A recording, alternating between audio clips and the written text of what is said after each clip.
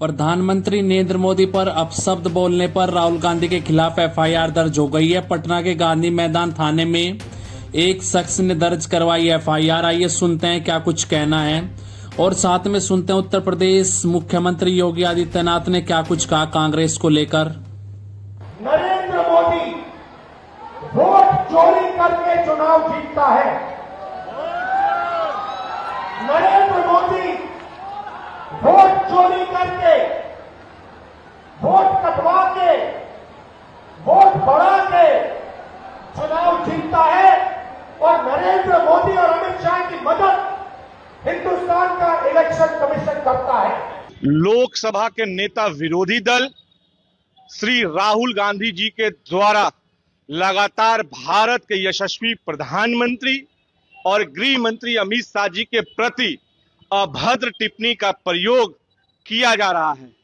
आज वही दूसरी ओर दरभंगा के एक कार्यक्रम में कांग्रेस के नेता के द्वारा एक सजाया गया था मंच, जिस मंच से देश के माननीय प्रधानमंत्री आदरणीय नरेंद्र मोदी जी की मां को लेकर के जिस तरीके से गाली गलौज दिया गया, ये बहुत ही अशोभनीय है। उस व्यक्ति को लेकर गाली दी गई है जो व्यक्ति आज इस दुनिया में नहीं है, वो भगवान स्वरूपी हो गई हैं और हमारी मां को कोई गाली देगा, यह बर्दाश्त हम नहीं कर सकते हैं। आज हमने गांधी मैदान थाने में आकर राहुल गांधी के ऊपर एवं उनके नेताओं के ऊपर जिनके द्वारा यह सजाई गई थी मंच, उनके ऊपर हम लोगों ने कानूनी कार्रवाई करने के लिए एक आवेदन दिया है, जिसमें प्राथमिकी दर्ज गांधी मैदान थाने में की गई है। त्वरित इस मामले पर संज्ञान लेते हुए उन लोगों को उचित से उचित कार्रवाई की जाएगी। राहुल गांधी की जो एक कार्यक्रम होने वाली 1 तारीख को पटना में, उस कार्यक्रम को हम पटना में नहीं होने देंगे। बिहार की जनता उसे नहीं होने देगी। वैसे लोग जो लोग प्रधानमंत्री और माननीय मोदी जी की मां को जो लोग गाली देते हैं, ये देश विरोधी लोग हैं, देश विरोधी लोग हैं। कांग्रेस और आरजेडी के मंच से बिहार के अंदर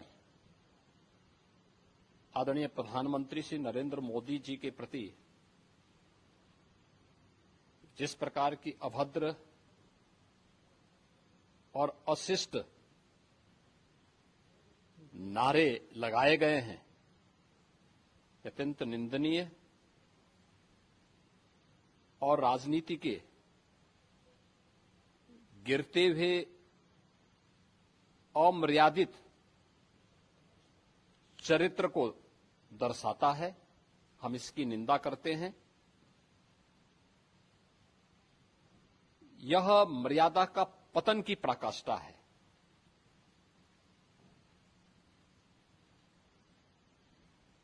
हर व्यक्ति इस बात को जानता है कि एक मां ने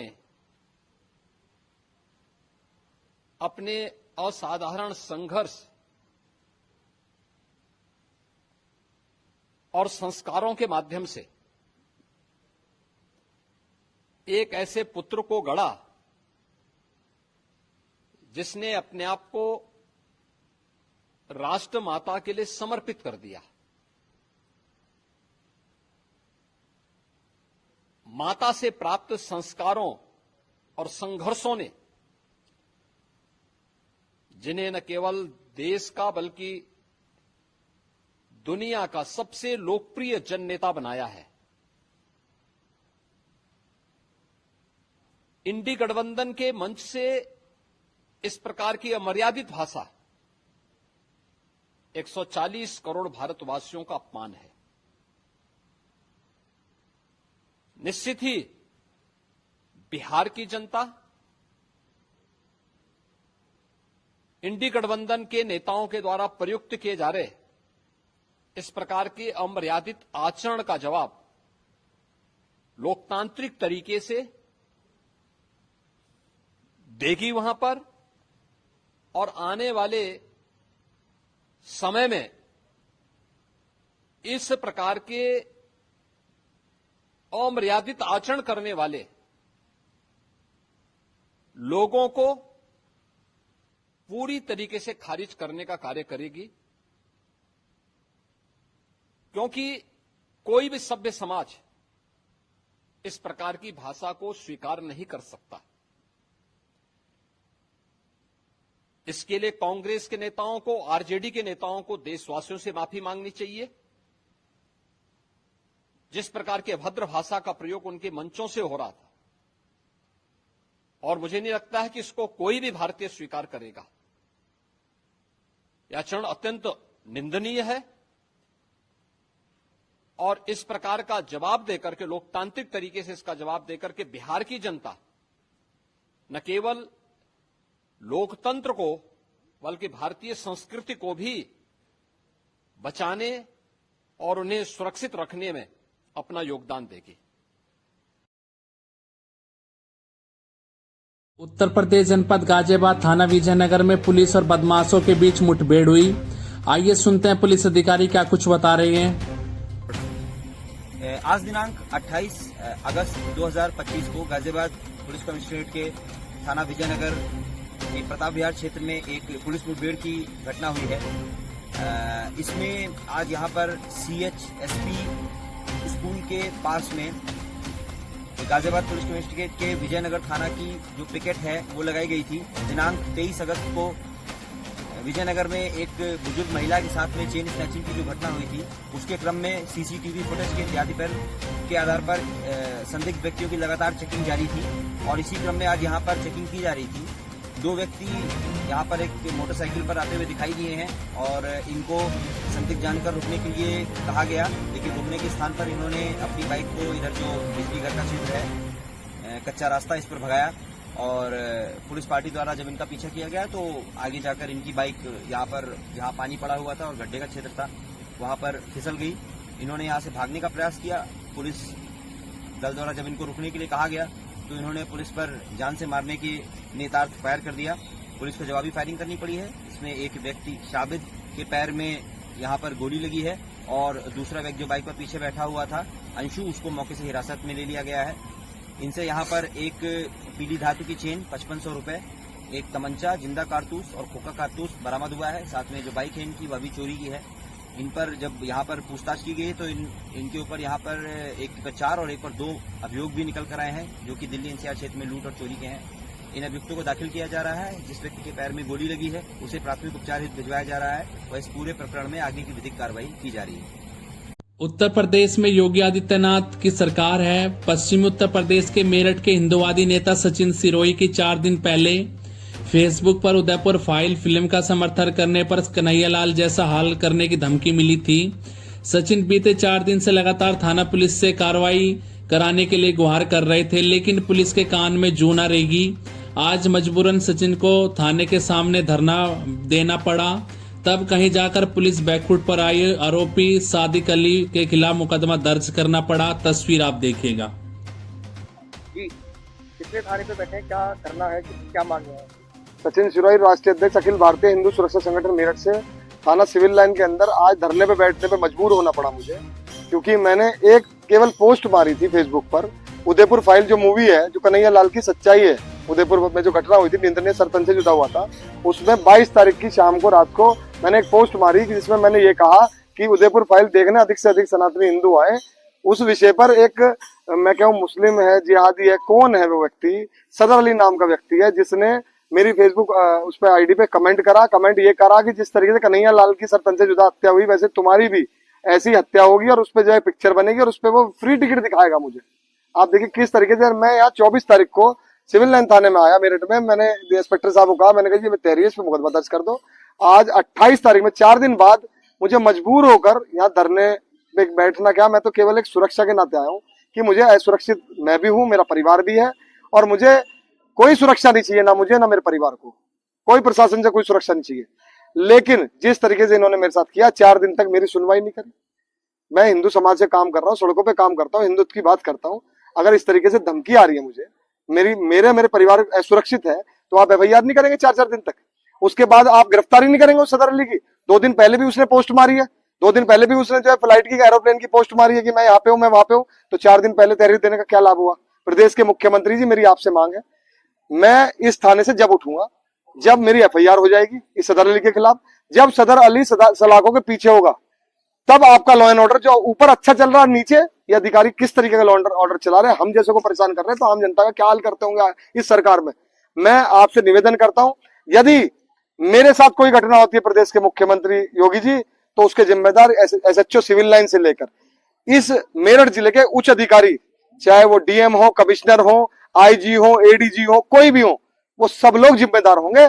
जो लोग शह दे रहे हैं इन जैसे जो है अधिकारियों को, जो लोग मतलब 4-4 दिन तक हमें परेशान कर रहे हैं, हमारी एफआईआर नहीं कर रहे, हमारे मजबूर कर रहे हैं थाने बैठने के लिए, हम धरने में बैठ रहे हैं। अगर उसकी गिरफ्तारी नहीं हुई और मुकदमा पंजीकृत नहीं हुआ, अनिश्चितकालीन धरने पे बैठूंगा, अमरन अनशन पे चला जाऊंगा, मैं यही मरूंगा।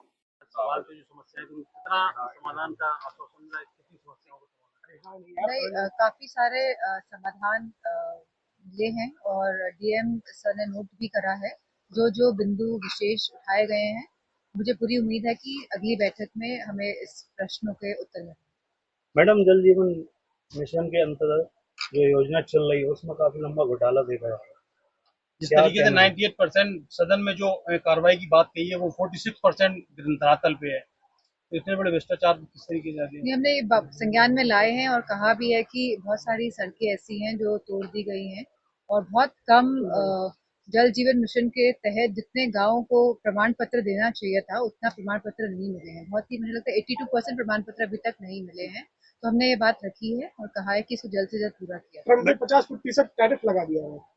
ये बहुत ही दुर्भाग्यपूर्ण बात है, क्योंकि जहाँ बड़ी बड़ी बातें कही जाती थी कि हमारा देश आगे बढ़ा है, कि हमारे संबंध अपने आसपास के देशों से और पूरे विश्व से सुधर रहे हैं, तो जो टैरिफ लगा ये अपने आप में दर्शाता है कि कहीं ना कहीं भारत की जो फॉरेन पॉलिसी है वो पूरी तरह से नाकामयाब रही है। संजय निषाद के बगावती पेपर देखने को मिले हैं। उन्होंने कहा कि अगर गठबंधन से फायदा नहीं है तो गठबंधन तोड़ दिया जाए।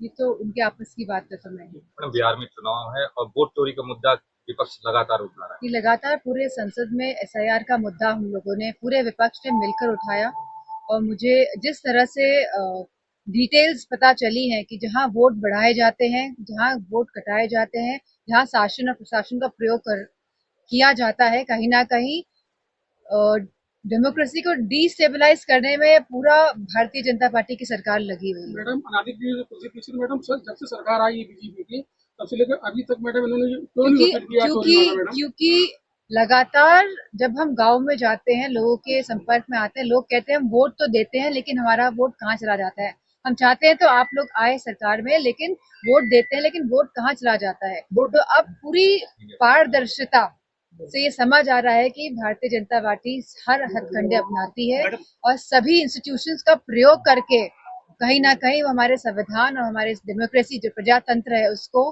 तहस नहस करने में लगी हुई है। वोट अधिकार यात्रा निकली गई, उसमें क्या राष्ट्रीय अध्यक्ष जी शामिल होंगे वोट अधिकार यात्रा में? जी, बिहार में जो यात्रा है उसमें 30 तारीख को प्रोग्राम है। संबल घटना को लेकर के न्यायिक कमेटी का गठन कर दिया गया है काफी समय बाद। न्याय कमेटी संबल की घटना को लेकर न्याय आयोग की संबल घटना की रिपोर्ट आई है, उसमें मुख्यमंत्री को उसमें कहा गया कि ये घटना पूर्व नियोजित षड्यंत्र था। अब न्याय आयोग की टीम गठित कर दी गई है।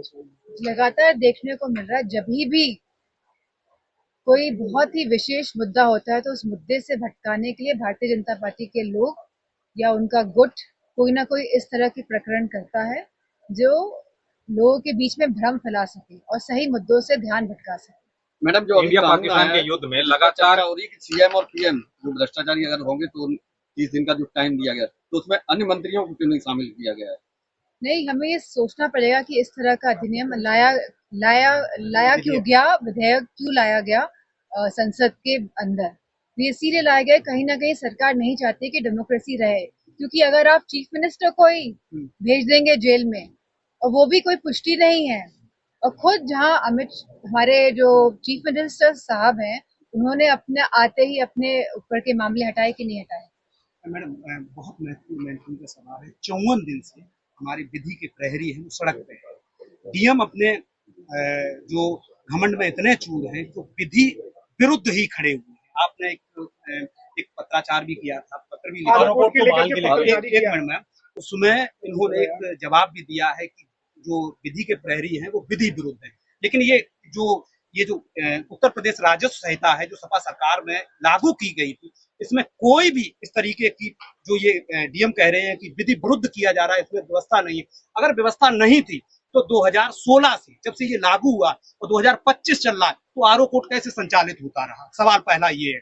अगर आरओ कोर्ट इसमें व्यवस्था नहीं थी तो आरओ कोर्ट जब संचालित, डीएम से पर्सनली बात करके इसको यह सुनिश्चित करेंगे कि वापस से चालू हो जाए। अच्छा मैडम, इंडिया पाकिस्तान के युद्ध में राहुल गांधी लगातार प्रधानमंत्री मोदी पे हमलावर है। उन्होंने कहा कि ट्रंप ने मोदी को धमकी दी थी अपना कारोबार बंद कर देंगे, जिसपे मोदी को 24 घंटे का अल्टीमेटम दिया था ट्रंप ने, और जिसमें 5 घंटे में मोदी जी ने वो युद्ध रोक दिया। कल ही प्रेसिडेंट डोनाल्ड ट्रंप का बयान आया है कि मैंने धमकाया, कि मैंने कहा कि 24 घंटे में आप युद्ध विराम कीजिए और युद्ध विराम 5 घंटे में हो। या तो भारतीय जनता पार्टी के लोग डोनाल्ड ट्रंप जी जो प्रेसिडेंट ऑफ यूएस है उसका खंडन करें उनकी बात का, और जब खंडन नहीं कर रहे तो मतलब ये बात सच है। ये स्वीकार रहे हैं इस बात को, अपने आप में दर्शाता है। आम आदमी पार्टी के राष्ट्रीय सेवक अरविंद केजरीवाल ने कहा है कि अमेरिका ने 50% टैरिफ लगाया तो भारत को भी 100% टैरिफ अमेरिका पे लगाना चाहिए। बहुत ही सोचने वाली बात है, क्योंकि कहीं ना कहीं इसका जो इफेक्ट है वो पूरे देश में नजर आएगा, जहाँ बेरोजगारी बढ़ेगी, जहाँ हैंडीक्राफ्ट्स में है, और अलग 50% बहुत मायने रखता है देश के लिए, और ये दर्शाता है कि भारतीय जनता पार्टी की सरकार पूरी तरह से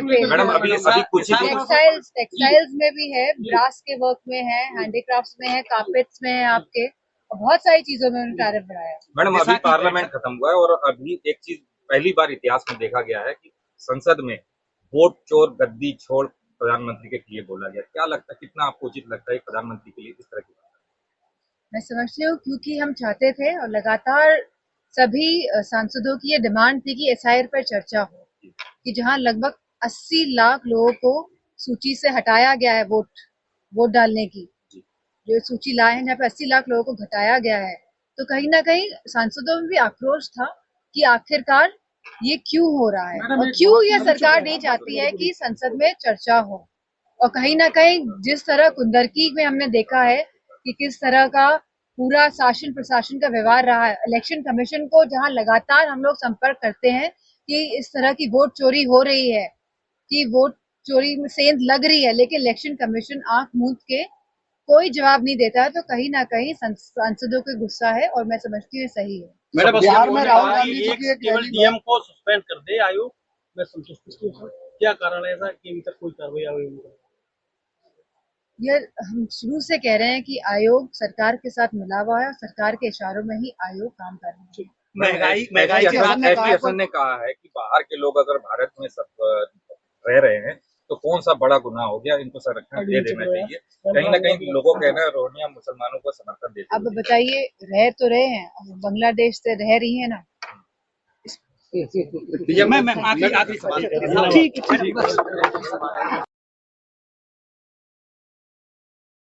ठाकुर समाज की पंचायत में बेटी के कन्यादान समय तलवार, कटार, तमंचा और रिवाल्वर दिए जाने का मन से आह्वान किया गया। इसका आह्वान महासभा के अध्यक्ष कुंवर अजय सिंह ने किया है। आइए सुनते हैं क्या कुछ कह रहे हैं। आपको बता दें यह महापंचायत पश्चिमी उत्तर प्रदेश के बागपत में हुई थी। जैसे हमारी परंपराएं रही है पौराणिक, आज हम उस चीज को भूल रहे हैं। देखो, जब आप कोई कन्यादान करते हैं, कन्यादान लड़की, तो सोना चांदी ला मार रुपया दे देते हैं, 10 लाख 20 लाख 50 लाख देते कि नहीं देते। जब वो सोना पहन के बाजार में जाएगी तो चोर लुटक्का जो बाजार में बैठा उसको छोड़ेगी, लूट लेगी। इसलिए मेरे कौम के वीरों, देखो अपने लड़की के दान में पैसा दो या मन दो, लेकिन एक कटार जो है, एक तलवार जो है, जरूर देना।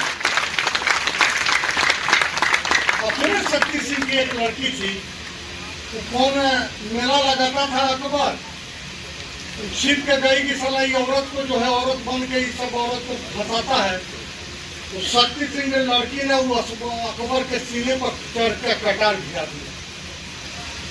तो आप कन्यादान में एक कट्टा एक तलवार, हम तो कह रहे हैं कि उसको बेरली स्पॉट रिवॉल्वर दीजिए। हंसने मत।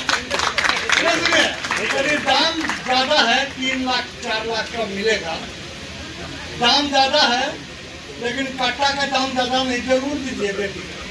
देखिए, बेटी हमारी है और उसकी सुरक्षा की जिम्मेदारी हमारी। तो हम वर्तमान में जी रहे, वर्तमान में हमारी ये परिस्थिति है।